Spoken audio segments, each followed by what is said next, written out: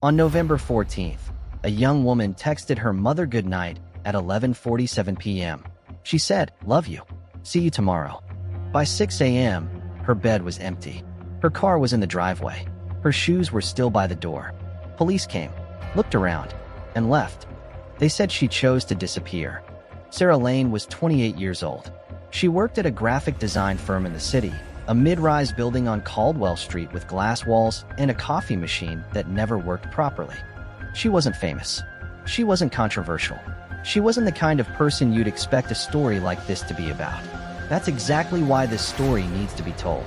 By everyone who knew her, colleagues, friends, her mother Margaret, she was described the same way. Careful, private, always watching the room before she entered it. She'd been that way for 2 years. Ever since the incident at her previous job, the one she never fully explained. Harlow City, population 340,000. The kind of place where people disappear into routine, into the same coffee shop, the same bus route, the same four walls, and nobody notices when the routine stops. Sarah lived in a ground floor apartment on Renwick Lane. She'd moved there 18 months before she vanished. Alone, no flatmates. She told her mother she needed the quiet. But here's what's interesting about Renwick Lane. It had no CCTV coverage, not one camera on the entire street. In a city with over 4,000 surveillance cameras, Sarah had chosen the one street where no one was watching. Was that coincidence? Or was it deliberate? Did Sarah choose that apartment to hide? Or was she already being watched by someone who chose it for her? 3 days before she vanished, Sarah wrote something down. She folded it in half and hid it under the liner of her bedroom dresser drawer. Her mother found it 6 days after Sarah disappeared, when police had already closed the file. The note said 7 words. "He knows where I live. Tell someone." The bottom half of the note was torn away. Whether Sarah tore it or someone else did, we still don't know. Margaret brought the note to the police. Detective Roy Harlan looked at it for 11 seconds. Then he placed it in a tray on his desk and told her he'd look into it. He never did. Who is he? And what was written on the half of the note that was torn away? The same night she wrote the note, Sarah made a phone call. Not from her registered mobile. From a cheap prepaid handset that nobody knew she had. She sat on the bathroom floor with the door locked and called a number registered to a woman named Claire Voss, a friend from her previous job. The job nobody talked about. The call lasted 9 minutes and 42 seconds. Claire Voss has never spoken publicly about what was said on that call. She declined every interview request. She moved cities 4 months after Sarah vanished. She moved without telling anyone where she was going. What did Sarah say to Claire that night? And why did Claire disappear too? Let's go back. 72 hours before Sarah vanished.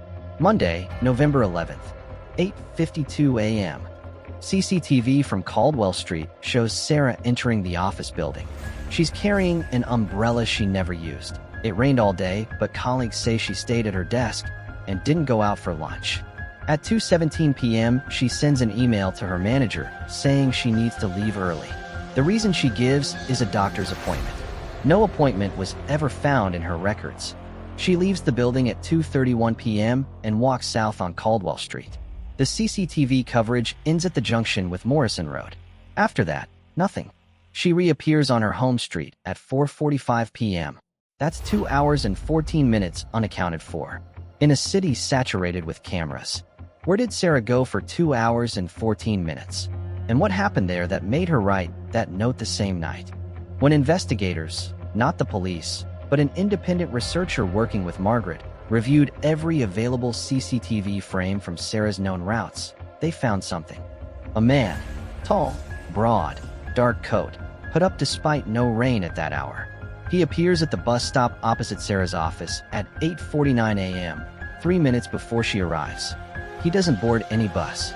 He stands there for 6 minutes. Then he walks south on Caldwell Street, the same direction Sarah walks, and disappears from frame. The same figure, same coat, same build, same stillness, appears in CCTV from 2 weeks earlier, outside the coffee shop Sarah visited every Thursday morning. He had been tracking her routine for weeks. Who was this man? And how long had he been watching her before she finally noticed? Tuesday, Sarah comes to work and immediately begins deleting files from her work computer. Her IT logs show 43 files deleted between 9:04 and 9:31 a.m. Her colleagues notice she keeps checking the window. The office is on the 4th floor. She can see the street below. At lunchtime, she does something she has never done in 18 months of working there. She asks a colleague, a woman named Priya, if she can walk with her to the sandwich shop. She says she doesn't want to go alone. Priya says yes. She says Sarah barely spoke during the walk, but she kept looking back. Always looking back. What was in those 43 deleted files, and did anyone ever recover them? 14 months after Sarah vanished, a digital forensics specialist volunteering with a missing persons advocacy group partially recovered 6 of those 43 deleted files.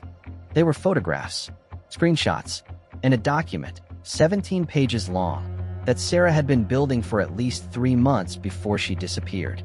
The document was titled Pattern of Contact. It was a log. Dates, times, locations. Every time she had seen the man. Every time she had sensed something wrong. Every unanswered question she had about her previous employer. Sarah hadn't been passive. She had been building a case. Against someone. And that someone, we believe, found out. The document named someone. We'll tell you who, right after this. 2 years before she vanished, Sarah worked at a private security consultancy. One of those firms that officially does risk assessment, but whose actual work is difficult to define. She left after 6 months. No explanation on her record. Just resigned. Effective immediately. 3 other female employees left the same firm within that same 6-month window. All without stated reasons. All have declined to speak about their time there. The firm's director, a man in his mid-40s, well-connected, multiple government contracts, was the name at the top of Sarah's document. Let's call him D. What did D do that made Sarah and 3 other women leave in silence? And what did he do when he found out Sarah was documenting it? Wednesday, November 13th. The last confirmed day of Sarah's life as we know it. 7 p.m. She finishes work. Colleagues see her leave. She says goodnight to Priya and asks, casually, like it's nothing, "You lock your door before you sleep, right?" Both locks. Priya didn't think much of it at the time. She does now. 8:15 p.m. A neighbor on Renwick Lane sees Sarah's kitchen light on. She appears to be cooking. Normal. Routine. 9:30 p.m. Her light goes off in the kitchen. On in the bedroom.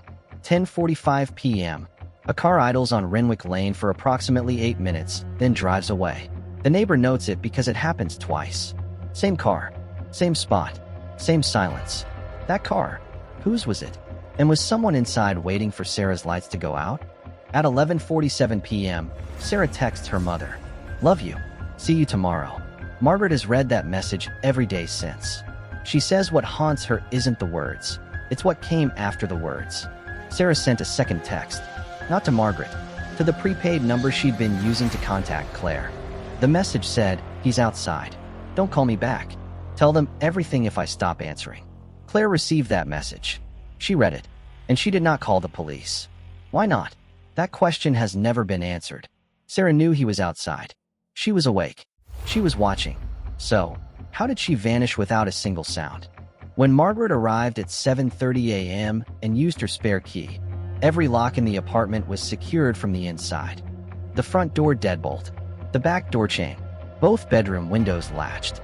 The bathroom window, too small for a person, also closed. No glass broken. No signs of struggle. No overturned furniture. Nothing that said fight. Nothing that said panic. Just emptiness.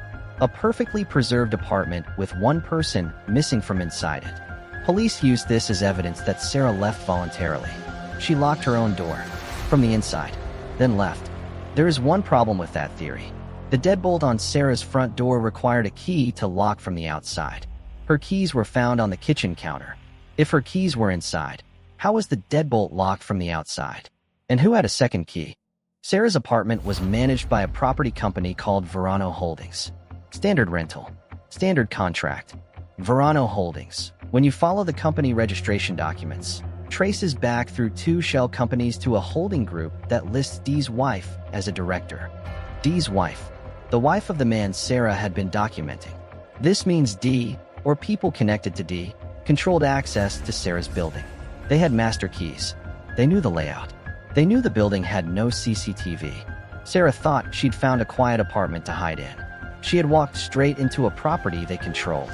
Did Dee choose that apartment for her by making sure she found it? And if so, how long had this been planned? Detective Roy Harlan had been on the force for 22 years. By the time Sarah's case landed on his desk, he had handled over 300 missing persons reports. His closure rate on voluntary disappearances, cases he personally classified as people who chose to leave, was 94%, meaning 94% of the time, he never looked further.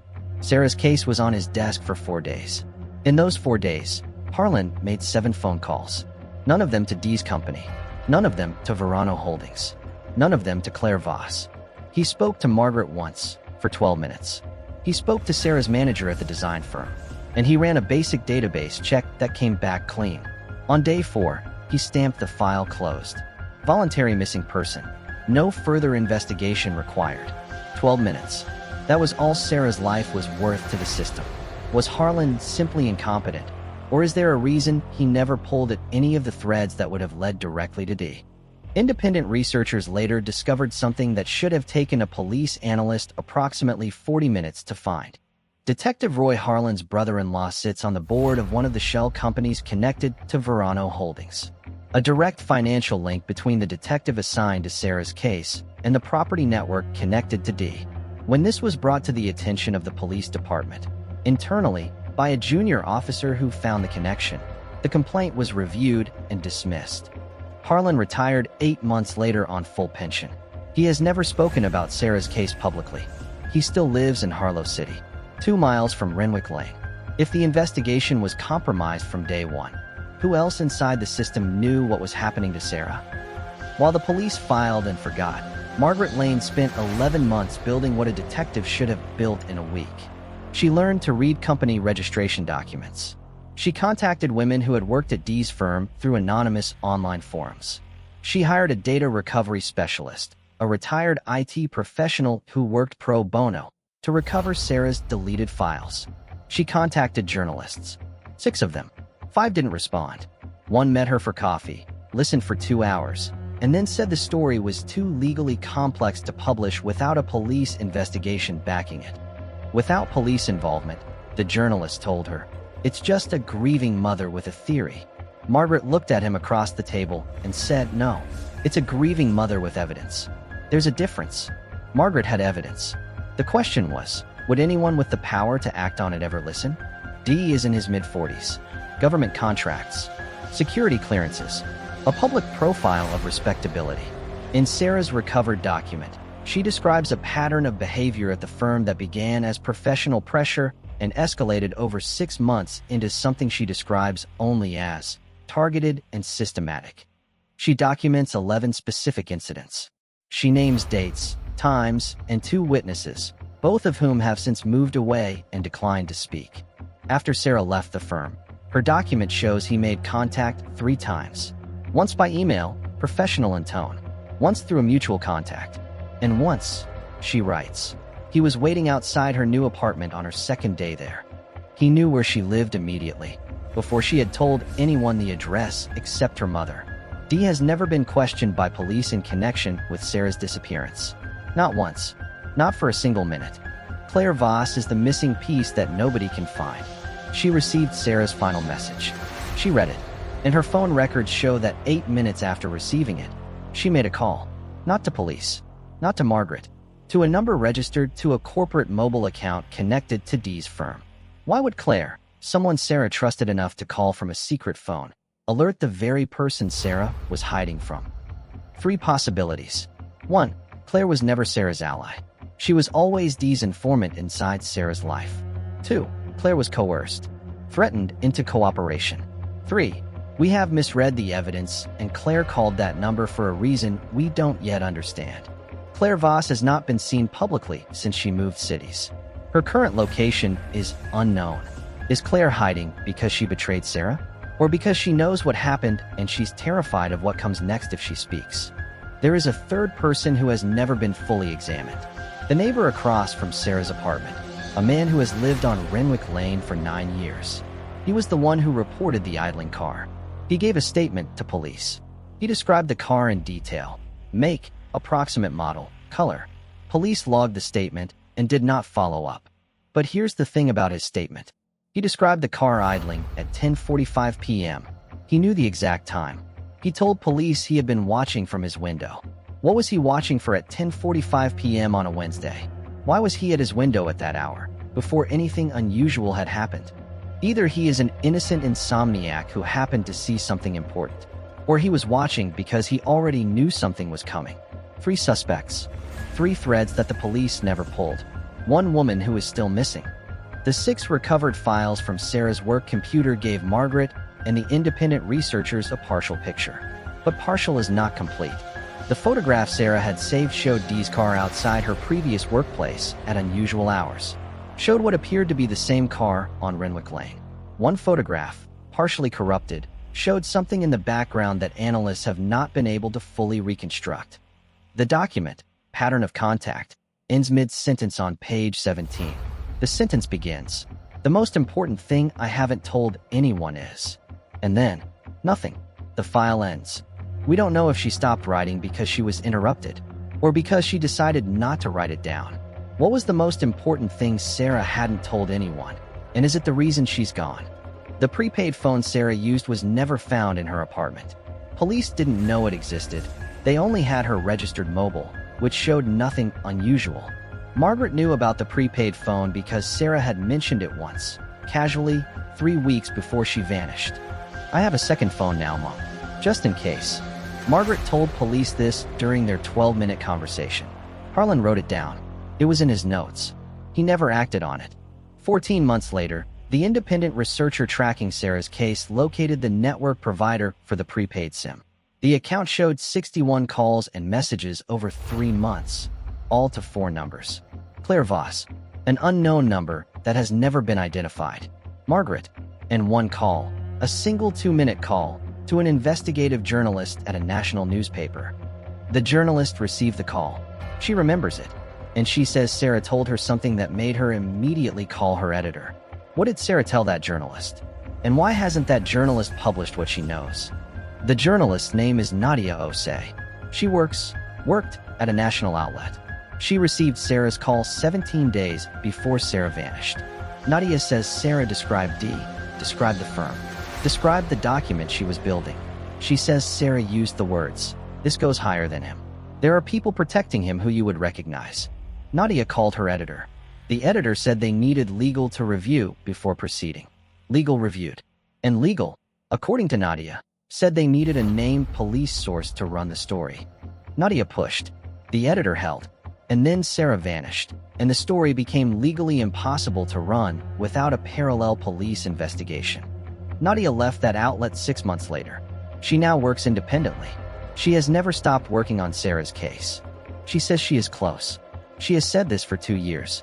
She says the reason she hasn't published is the same reason Sarah is missing. What is Nadia waiting for? And is she safe while she waits? 19 months after Sarah vanished, Margaret received a letter. Handwritten. No return address. Postmarked from a city 400 miles north. The letter was signed with a first name only, Lena. Lena wrote that she had worked at Dee's firm, that she had known Sarah, that there were 4 of them, 4 women, who had each separately documented what was happening and each separately left. She wrote that 2 of the 4 had been visited by men she did not recognize, men who asked questions about what they'd recorded, what they kept, who they told, and she wrote the sentence that changed everything Margaret thought she understood about this case. Sarah didn't just document what happened to her. She found the financial records. She found where the money went. And if those records reached the right people much more important than Dee fall with him. Sarah had found something bigger than a missing persons case. She had found something that could bring down powerful people, and someone knew it. Lena's letter pointed Margaret toward a specific set of financial disclosures that Dee's firm had filed with a regulatory body 2 years earlier. On the surface, routine filings. But buried in the supporting documents, accessible to anyone who knew where to look and what they were looking at, were a series of payments. Payments to accounts that, when traced, connect to individuals in public office, in regulatory bodies, according to Nadia's independent research, the law enforcement oversight structure of the city. This is no longer a story about one woman who disappeared. This is a story about a system that protected the person responsible for her disappearance. because that person was protecting the system. Sarah found the financial records. And the financial records are why she's gone. The records exist. Researchers have seen fragments. But without a full police investigation, they remain exactly where Dee needs them to stay, in the dark. Sarah Laine has been missing for 2 years, 3 months, and 11 days as of this recording. She has not used her bank account, not accessed any online accounts, not contacted a single person from her former life. Her registered mobile has never been switched on again after 11:47 p.m. on November 13th. There are 3 possibilities. Sarah is alive somewhere, hiding, perhaps protected by people we don't know about. Sarah is dead. Or, and this is the theory that some researchers hold, Sarah planned her own disappearance as the only way to stay safe and get the records out. If that third option is true, Sarah is somewhere, right now, waiting for the moment it becomes safe to surface. Could Sarah have disappeared deliberately? And if so, is she the one who has been feeding information to Nadia all along? Let's be precise, because in cases like this, precision matters.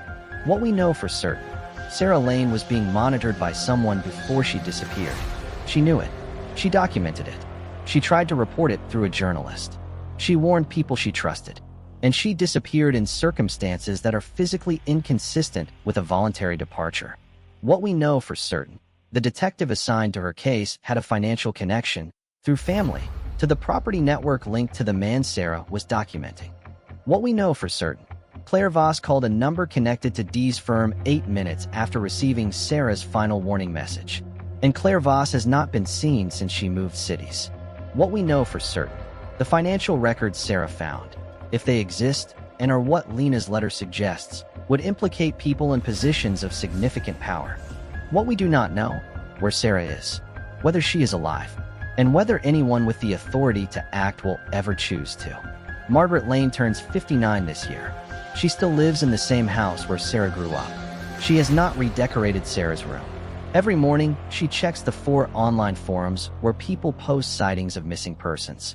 Every week, she emails the journalist, Nadia, to ask if anything has changed. She has learned more about corporate law, data forensics, and investigative journalism in 2 years than most people learn in a lifetime. Not because she wanted to, because no one else was doing it. She says one thing when people ask how she keeps going. She texted me, "Love you. See you tomorrow. I'm still waiting for tomorrow." 3 weeks ago, a researcher working on this case was reviewing satellite imagery archives from Renwick Lane, time-stamped images taken by a mapping service the previous year. In the image captured at 11:51 p.m. on November 13th, 4 minutes after Sarah's final text, there is a figure on the street outside her building. The image resolution is not high enough to identify the figure, but the posture, the build, the coat, it matches the figure from the bus stop CCTV from Monday morning. He was there, outside her window, at 11:51 p.m. 4 minutes after she told Claire, "He's outside." He was there, and then she was gone, and he walked away. The satellite image has been submitted to 3 law enforcement agencies. None have responded. Sarah Laine was not a statistic. She was not a cautionary tale. She was a woman who saw something wrong, documented it carefully, tried to report it through proper channels, and when the proper channels failed her, she tried to protect herself. The system that should have protected her instead closed her file in 4 days and moved on. The man she feared has never been questioned. The detective who ignored her case retired on full pension. The woman who may have alerted her abuser cannot be found. And the financial records that could expose a network of protected power remain wherever Sarah hid them. If Sarah is alive, she is out there, watching this world continue without her, waiting for something to shift. If she is not, then everything she documented, every risk she took, every careful note she wrote on lined paper and hid in a drawer, deserves to be seen. She vanished without a trace, but she left everything behind. We just have to look. If this story stayed with you, don't forget to like and subscribe, because some stories don't end. They just disappear.